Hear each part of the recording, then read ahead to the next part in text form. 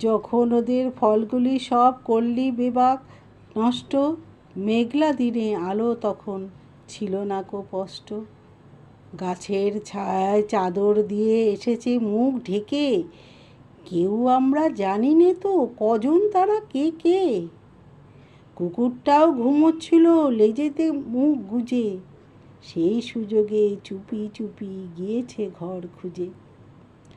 আমরা ভাবি বাতাস বুঝি লাগলো বাঁশের ডালে, কাঠবিড়ালি ছুটছে ছুটি আটচালটার চালে।